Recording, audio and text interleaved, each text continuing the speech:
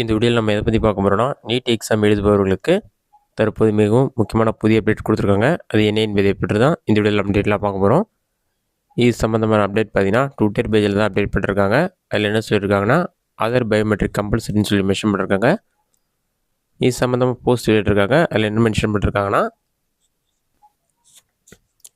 National testing agency தான் இது சம்மந்தமான அப்டேட் ட்விட்டர் பேஜில் கொடுத்துருக்காங்க. இதில் என்ன சொல்லியிருக்காங்கன்னா, candidates appearing for NEET UG 2026 are advised to keep their Aadhaar biometric details updated சொல்லி மென்ஷன் பண்ணிருக்காங்க. உங்களோட ஆதார் பயோமெட்ரிக் டீடைல்ஸ் நீங்கள் கரண்ட் அப்டேட்டில் வச்சுருக்கணும்னு சொல்லியிருக்காங்க. This is essential for smooth biometric verification at the examination center. Candidate may visit nearest Aadhaar Seva Kendra if required to complete update well in advance mention பண்ணிருக்காங்க.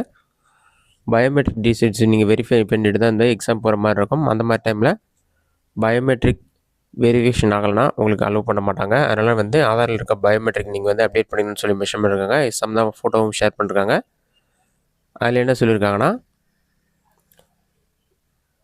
Get your Aadhaar biometric details updated mention பண்ணிட்டு, important for NEET UG 2026 as per UIDAI guidelines it is essential to get biometric updated when you turn 15 and it is free of cost between age of 15 and 17 mention பண்ணிருக்காங்க.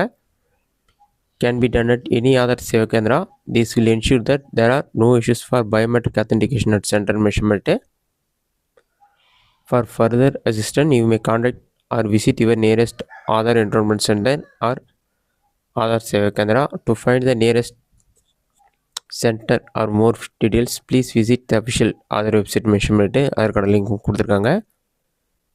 UIDAI.gov.in வெப்சைட்லாம் போயிட்டு நீங்கள் Aadhaar centre எங்கே இருக்குன்னு check பண்ணிவிட்டு நீங்கள் அந்த கண்டிப்பாக Aadhaar biometric details update பண்ணணும். ஏன்னா பயோமெட்ரிக் வெரிஃபிகேஷன் அப்புறம் தான் எக்ஸாம்பிள் அலோவ் பண்ணுவாங்க. அதனால்